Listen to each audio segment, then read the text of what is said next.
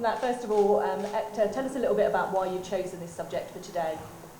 I would first like to really thank Professor for giving us that insight into diversity. I think embracing diversity is a progression that society naturally and organically makes in every era. And it's something that happens all the time. I mean, look back, 10 years or decades back, the bookstores wouldn't have many books written by women authors. Not that women never had an opinion, we always do have an opinion. But it's only when women were given that platform to share that opinion, a new knowledge came, a new perspective came, a new normal came about how women must behave and should behave. And I think this is where we are in terms of diversity today. Certainly the reality is that UK is rich with culture. But when we read a book, when children especially are exposed to the book, or when we go to bookstores, are we getting that enough from there? And that disparity of what the reality is and what the imagination can offer us, I think that just increases that sense of chaos, which especially the next generation is facing about this lost sense of identity. Because for them, this diversity has not yet been normalized. They haven't seen their parents read a book that has been written by an author of color, or let's even say that the characters who are brought into the book, they haven't seen them being not stereotyped. And I can tell you this because we work with children and we mentored about more than 1,000 children, and we had children from all cultures who came to us to write stories. And it's only after we had worked with about 50 of them, we just sat back and we realized that when children write these stories, the characters that they create will have their personality, but they will have a different name. They will look a blonde with blonde hair, with blue eyes, you know, the typical enigmatic characters that they have read probably. And the saddest part of that was that these children didn't think of this as a problem. They kind of accepted it. So you wonder at that point, have they not been given enough role models? Or have they not been given enough platform or encouragement to actually accept that, you know, they can write those characters, and those characters can sometimes also reflect who they are truly. So that's why I think it is very important that today, not just for ourselves, not just to create a more space for more diverse audience and authors, it's for the next generation of storytellers to come. We have to see this thought. We have to take a proactive action and not just talk about this problem that actually exists. We have to find a solution, and I hope today we all are able to at least take one step towards that, and at least in our minds expand on that. Thank you, yeah. And I think it's interesting to look at that and think about it as well, because of the representation from children's point of view of not having that visibility and not being seen. You know, that's really sad. And then it means from white children's backgrounds, well, they're not having an understanding of those cultures because it's just missed out. So that creates a problem in itself as well. Saha, so Saha is from Fox and Windmill Publishing, who have a very specific focus. So you can battle through the drilling. Then tell us a little bit about that and your focus and why you've gone down that road. So hi, I'm Saha. I'm from Fox and Windmill Publishing, and we're based in Bradford, and we cater for South Asian writers. So we're an independent publishing company, and it's just been around over a year since we reopened. And it was a conversation, which is what we're talking about today, but it was between me and my friend who's a co-founder as well. And it was just a conversation about diversity, the lack of writers that we could reflect, and you know, when we were reading, especially we were huge YA and sci-fi fans, and there was just a lack of representation that we felt that was in that area or that market, and we were really passionate about filling that gap. So we specifically publish South Asian writers, and right now we're really passionate about finding fantasy, sci-fi and YA fiction, just to, you know, kind of reiterate those conversations about how, you know, we're only pushed to write about a specific topic or a specific genre. I think publishing is very, in terms of narrowing in that sense, with South Asian writers, there's only a specific theme written about and catered for, and we feel that, you know, South Asian writers can write about everything, about all genres, about all walks of life, so we're really, really passionate about, you know, getting that across and, you know, sharing those stories and voices. And what sort of stumbling blocks have you come across when trying to get those books onto the shelves? Have you found any sort of blocks there?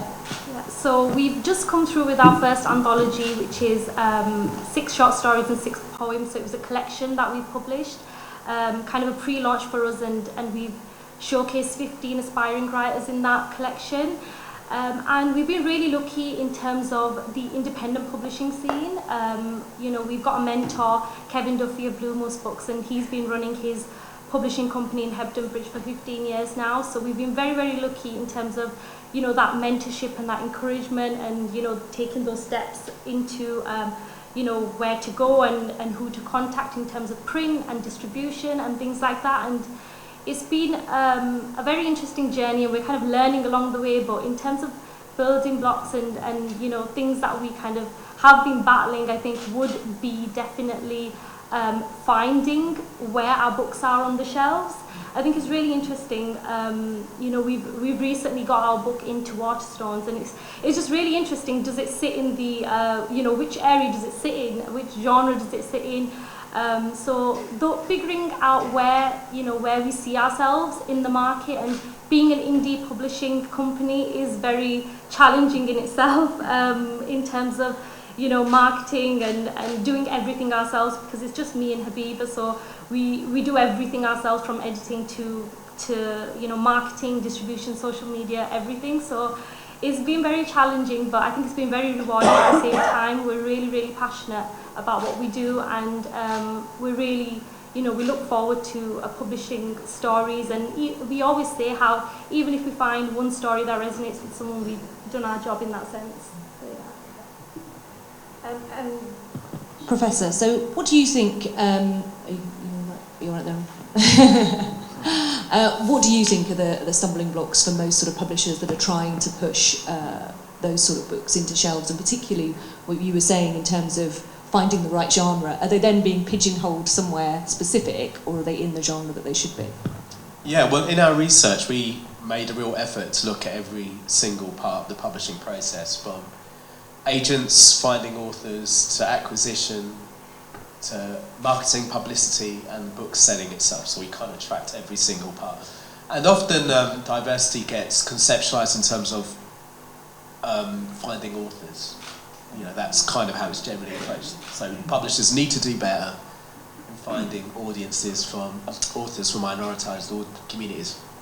And actually, big part of the argument is that actually, and sorry, your kind of point really backs this up, which is a relief, that actually more needs to be done at the marketing, publicity, distribution side, actually.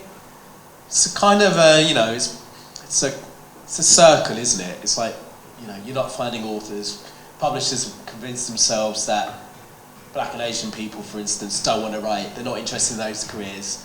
They want to be dentists and doctors.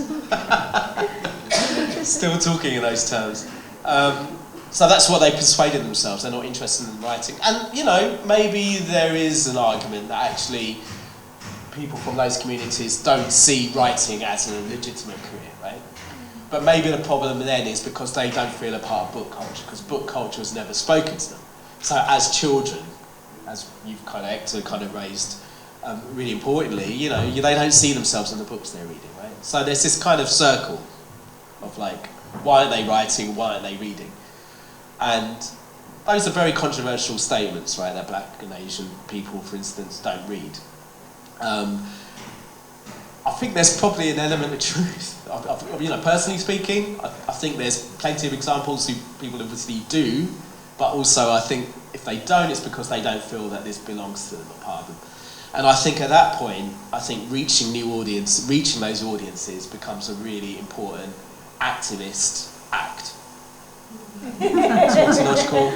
Yeah, that makes sense. A really important part of activism, actually, is reaching these audiences. And often, the big conglomerates will have imprints that, you know, are for nurturing authors from minoritized backgrounds, and that's, you know, a positive step. Thank you, Stormzy and Penguin, for, you know, your important work there.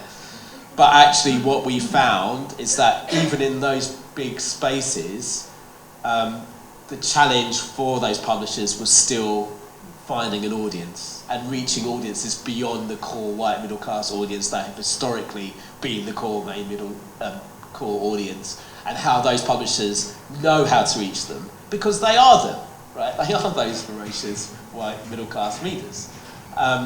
And so, let's say in the context of Fox and Windmill, I would argue for public, you know, you would get public funding because you're doing really important work, not least in terms of publishing, but in terms of, you know, multicultural Britain. And I would, you know, I would actually argue for resources given to you to actually do the marketing and distribution side, because I think that's actually, I think you're probably quite good at finding authors because you're part of the community, of the writing communities, so you've probably got a pipeline, I like to think, of audiences. But maybe where you need more support is actually that side of things, where you can actually really build a really, you know, a campaign that's embedded in a particular community that can really reach people and bring them into book culture. That's the kind of, you know, talk about practical steps, Ekta, you know, that's something that I would argue that actually, so it's actually at the marketing, publicity, distribution, book selling side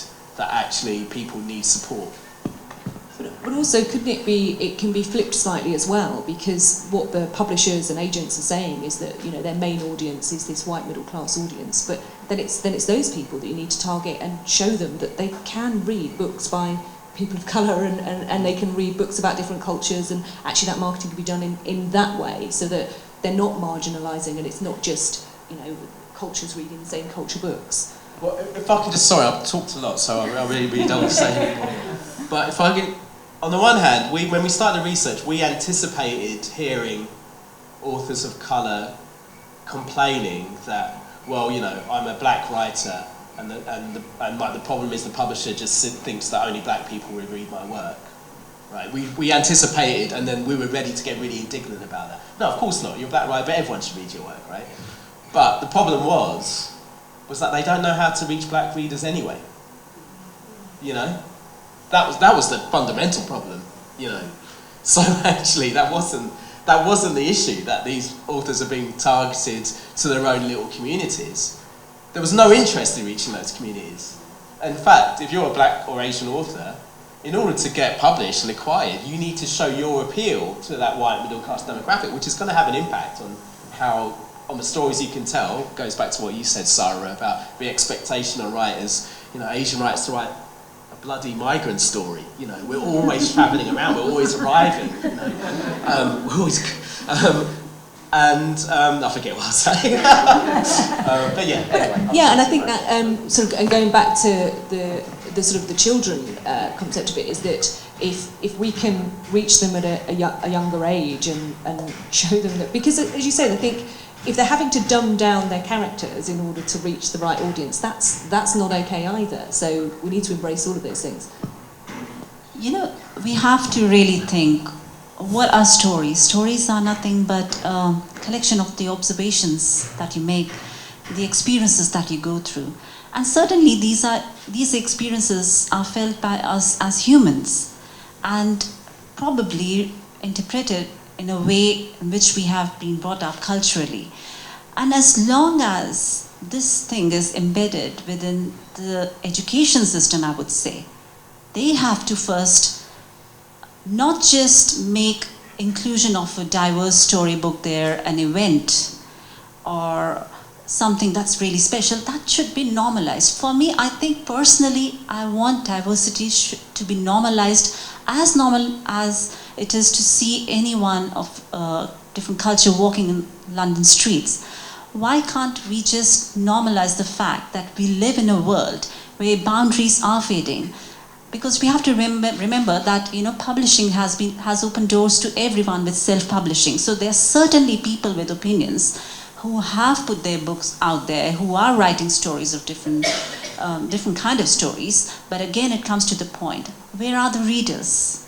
Why are they not reading? How can we get these books out there and really make them mainstream? So I think that mindset has to change, and if not in this generation, maybe if we can just embed that in the next generation, and what better place to do that than schools? I mean, think of it, there was statistics that said that by GCSE, only 1% of students would have read a book of different color. Why is that not normalized? I mean, where are the role models? So I think that's what we really need to think. We need to normalize this word and not just make it very special or very unique. And also it becomes a tick boxing exercise of like, oh, we need to include diversity in this, so we're going to do that, and that's going to tick all of our things, which is not what we need.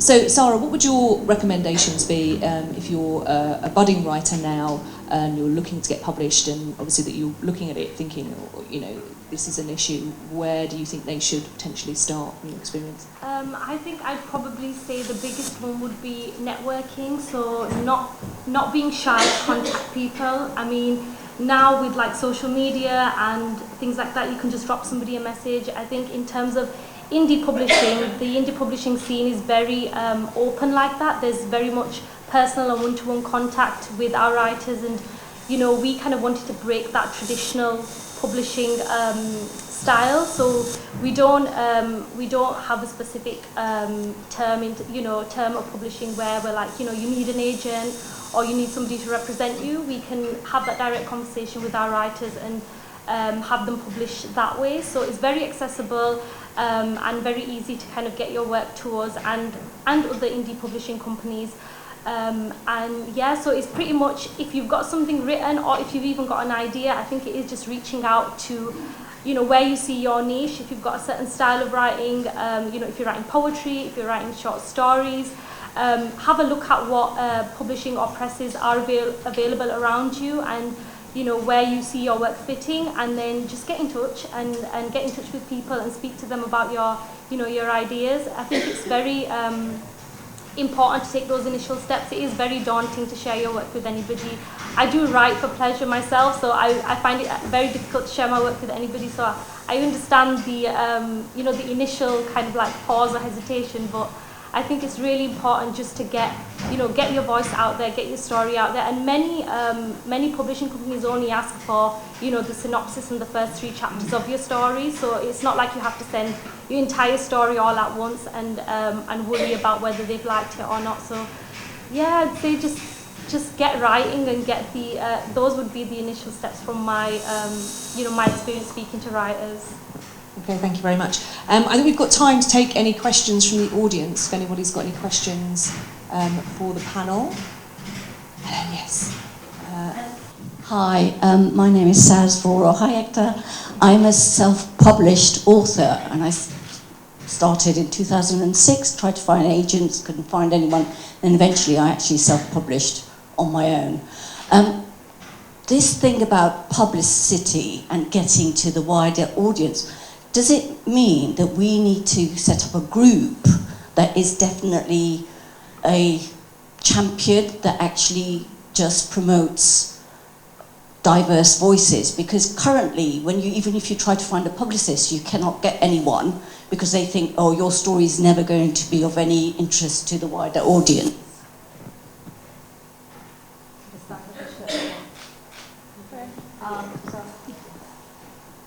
I'll just answer it and then I'll just pass it to the other panelists. I think, Saz, yes, I completely agree with you. Not just a publicity group. I think we also need to encourage book clubs. We also need to encourage the sharing of stories so that this becomes normalized. Reading stories for Asian readers also becomes normalized, and that book club doesn't have to just be of a cultural group. It has to be a diverse group so that intellectually and emotionally we all can grow, all the readers can grow. So I completely agree with you, and I'll just pass to Sarah. Yeah, I agree too. I think it's really important to kind of, you know, get those diverse voices and diverse stories out there in terms of like publicity and things. I think it's really difficult to kind of you know, it's about access as well. Like, I feel like some families and some, you know, children don't have access to 2 stories and 2 books. And I've been speaking to a charity, I don't know if you've heard of them, but Bradford Bus, the charity that's based in Bradford. And they take a bus, which they've converted into an American-style bus, and they take it around to schools, and they give out books and they give out packs, and it's just, you know, opening up that barrier and kind of showcasing creative careers as normality as well. And yeah, I think that's kind of the gist of it. Obviously, I concur with my other panelists here, but to talk about specific issue of publicity, I remember there was a campaign, and I haven't actually heard from them since, called Critics of Colour. I don't know if you've heard of that, which was about a campaign about trying to get... For a short period of time. Yeah, but so is it not as active? But I mean, I thought that sounded really important. So basically, it was a campaign to encourage more critics of colour, so book reviews in the press, you know, in national press, who, like the publishing industry itself, all tend to come from the same homogenous background, in order to, widen the types of books that get reviews. Because that's the massive challenge for authors such as yourself, is, like, how can you get a review, you know, in when there's so little space now given to book reviews and so on, and they're usually monopolised by the same old authors. So I thought that was a very interesting campaign, and I'm going to look it up now, actually, and see what's going on, because I think that's the kind of work that's needed. Again, it focuses, as you draw attention to that part of the publishing process, publicity, marketing. And the other problem is that we all have, if you're an independent press or independent ethnic press, then it becomes even more difficult for you to get in, whereas the likes of the big conglomerates have their little enclaves, and they're the ones that actually spread their authors. It's a very cosy network. Yeah. You know, they have mates who work in the broadsheets who they can just call up and say, we've got a new book. You know, and it's not as simple as you just review and play, but nonetheless, it's based on those networks, and they all went to the same university, and they all talk the same, and they're interested. They holiday in the same places. You know, I know, so that sounds a bit reductive and crude, but it really is. You know, that is the culture of publishing. I mean, it is. Publishing has always been a closed shop, and I've worked in television news, so I know that it is a closed shop. So that was the other thing. The other thing I was going to say is that those buses work really well, but the other thing to do as an indie author, which is what I've done, is I've managed to get my books into libraries. And that's the other thing. At least you get free access, because not everybody can buy a book. Thank you. Any other questions while the mic's in the audience?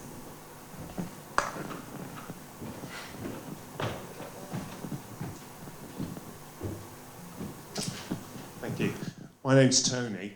I wonder what the panel think the role that television has to play in actually raising the awareness of the issues that you've been talking about today.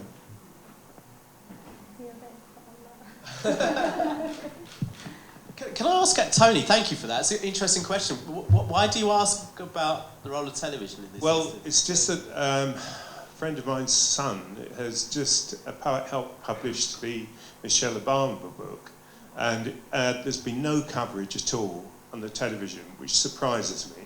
And I just thought that it's a medium that attracts huge audiences, and one that I would have thought, you know, should actually raise. It was a shame this isn't being put on television. Maybe it is, I don't know. But I mean, this type of discussion, it seems to me, needs to have a broader outlet. I think Michelle's going to do all right, though. but it's a really important point about, I guess, the space that's given to, you know, the cultural life of the nation, you know, in the UK, and even, you know, look at the struggles BBC 4, the TV, is that what it's called? BBC 4 channel, TV channel, right? Yeah. You know, which, you know, all of those flagship cultural shows on BBC got moved to BBC 4, you know, and there was some controversy around that, you know, why is it being siphoned off to this digital-only channel? And even now, I think there's, you know, massive controversies. Is it still around, BBC 4? It is still around, but it's digital, right? So, but it's becoming more and more niche, right? And so, it's the idea that these kind of shows, compared to there's demand now for public service to be more commercially driven, and so I guess programs about books don't get the ratings in, and so I guess that's the part of the problem. I think but I agree with you, Tony. I think public service media especially has a duty to kind of to enrich culturally the nation, not least through telling the nation about the books that are being made. So I totally concur. It's a really important issue. My name is Councillor Afzal Akram, and I'm also the chairman of the Conservative Friends of Small Business, here for two reasons today. First of all, to support my young budding author here, who we're going to hear from in a little while, so I won't give away any more secrets than that. But my wife, actually, interestingly, listening to you, wrote a book while at school some 35 years ago and had that published because a teacher at that time saw something and pushed her into getting it published. She had no parental support in getting that done, but it was published. But like most things, it got published, got into libraries, and is sitting on bookshelves without any promotion. So I know, Anamik, you mentioned earlier, talking to Saha, or you made an assumption that there's lots of budding authors around, people writing stories. Now, is that assumption, or do we have lots of people? Because one of the issues, I think, first generation, maybe second generation Asian in this country is we haven't been too supportive of our children when they've shown signs of literacy, writing, wanting to engage. And somebody talked about doctors and dentists. It is a perception, especially from an Asian parent as well, that you want your children in what's perceived to be well-respected, well-earned areas of society for them to succeed. And a personal story, many years ago, I used to be quite good at tennis, to play, never went into it because no parental support and so on. And we were watching Wimbledon or something on TV, and one of my children mentioned, oh, so-and-so's earning so much. And my mum turned around and said to me, you used to be good at tennis, didn't you? Now, she was quite old at that time, bless her, she's passed away, and I didn't really want to say it's because of you, I didn't go further, but I think it's a question of us. I mean, we're looking at the end here, we're talking about publishing and the difficulties of getting the message out and finding the readers. But I think we need to go to the beginning as well and encourage those, whether it's at school or it's in the home, to say that it's acceptable to be an author. You will earn a good living, show those roots, whether it's through community organisations, through schools are the best thing, show those roots of how an author can be successful. And then just from a business background, I've run my own businesses as well, you're doing a fantastic job, and I've seen lots of industries like yourselves, and the one closely I'd relate to this is the music industry, which you had to go through a label first, you had to sign up to Sony or Warner, or whoever it may be. But over the last 10 years, they've actually broken that bubble with social media and everything and gone direct. And I think as an industry, you're probably 5 to 10 years behind the music industry, and that's probably where you're going to be following. And if you can learn some of those lessons to speed up that, then I think it'll be beneficial. Yes, thank you so much for making that point. And that's the point I was making a while earlier, that we need this to schools and education systems to make this point and normalize the diversity, bring more stories, not just to kind of socially or intellectually, emotionally elevate the human consciousness, but also because we speak of empathy, we speak of building more tolerance in the society, we speak of self-awareness, but all of that will not come unless stories of different colors, different cultures are brought there, and children are taught to embrace that in a very natural and organic way, because children, when they are born, they are naturally, innately, they are very open to diversity. It's us who become that obstacle. And yes, rightly said so. And another point I would like to make, that because we have seen that children are coming and writing stories with us, and because we have published so many books written by children, so I certainly see that shift within the parents' mindset as well, because they're not just seeing writing as not a profession, they are actually encouraging, and we will see again Diva and more authors today. So I'm glad that shift is happening. It's gradual, but it is happening. Thank you for your comments. you know, I think it's really, really important talking about these things to children at a young age. I mean, me and Habiba, we've both gone to our old schools and had conversations with students there and spoke to them about, you know, creative mindsets, where they want to go when they're, you know, when they're older, and, you know, that creative careers are, you know, obtainable, and they're not, you know, something that's like impossible, and you know, you're never going to get there, and you need a stable job and a stable career. I mean, it's been really interesting. We've had many writers reach out to us, and we've had a lot of elderly writers reach out to us too, who have said to us, you know, we wish we had this opportunity when we were younger, and we also, you know, we've come to you now because now we've got the time to come to you. We've, we've brought up our children, and we've become successful, and now we want to go back to, you know, doing these things and being creative, which is, you know, such a shame, where, you know, you could have, you know, been enjoying that experience and having those, you know, sharing those voices and stories, you know, when you loved writing and things like that. And it's really interesting to kind of have those conversations, I think, and see, you know, where that creativity stems from. And I come from, you know, a background where my sisters are teachers, and they're very, you know, they're in the academic field, and my parents have been unbelievably supportive to me, even though, you know, my mum doesn't fully understand the concept of what I do, but she's so supportive, and she just understands that, you know, I'm doing something that I'm passionate about. So I think it is really important to have those conversations with children, and for parents to sit, you know, to have those conversations with their children, and speak to them about how, you know, these careers are obtainable, and, you know, you can make money from these careers, and they're not just a distant dream kind of for children to kind of reach out to. I was just going to say, I think it's interesting as well, because there's the preconception that if you become a creative writer, then that has to be your job. But actually, creative writing as a child, as a teenager, is an immensely powerful tool from a well-being point of view. You don't have to become a professional writer, but it doesn't mean that it's not important in those early stages. It could lead to many, many other things. And you think about, you know, those of us with, you know, a variety of careers, you'll be writing copy and all sorts of things every day, probably even writing emails without sounding horrible or mean or whatever. You know, it's a useful tool in so many ways. It doesn't have to be a path to becoming a successful, famous writer. Okay, any last questions before I think we could probably talk about this all day, but we've got many other things to talk about, and Kemi is now here, so we're going to move on to Kemi in just a few moments. So any final questions before we move on? Yep. At the back.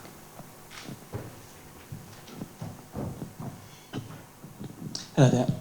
Thank you very much for your discussion. It's amazing. I'm a school teacher, so for the last 20 years I've been teaching English and business and computing. However, over that time, I don't remember a time where I've not taught any ethnic diverse literature for GCSE English, Key Stage 3, primarily teaching in London, but throughout, I mean, back in, say, 20 years ago, there was an anthology for AQA where they were teaching at least 5 or 6 different poems from different writers. Some poems actually had different languages inside and translated into English. So there has been an exposure from an academic perspective and a diversity perspective to students being taught all over England. So I'm not sure if there's a disparity between our idea and perception as to what teachers are actually teaching in school and the reality. Just like your opinions, please. So easy to blame teachers all the time, isn't it? Yeah, no, I really appreciate that point, because actually that's my experience as well, having studied English all the way through to A-level. But I think there's probably something to be said about the wider attack on the, sorry to use such a harsh word, but let's call a spade a spade, the attack on English as a discipline. And certainly in higher education, you know, these are departments that are often the most threatened when, you know, in terms of all the cuts that are happening across our sector. So to what extent are, you know, young people, certainly people from minoritized backgrounds who are really passionate about those subjects, able to fulfill and, you know, really develop those interests at a high level? I mean, that's the challenge. And so I think we've got to be honest that the curriculum actually, you know, it's not the total whitewash disaster that sometimes it can be caricatured as. So I really appreciate that point. And actually, again, that wasn't my experience as a reader. And my children these days, God, it's like, you know, it's pretty easy to find them books for that, you know, speak to their particular experiences and beyond. So, but I do think there is, you know, certainly coming from higher education myself, English as a subject and the humanities in general are not valued. They're not valued in the same way that, you know, the STEM subjects are, and that has a lot to do with what's happening politically in this country, and that's something that we've got to contend with. Absolutely. Right, thank you so much. This has been an amazing discussion. Thank you very much for coming far and wide, and not so far and quite far. This it probably took you as long to get here as it did for me to come from the Midlands. So thank you very much. It's been a really, really fantastic discussion.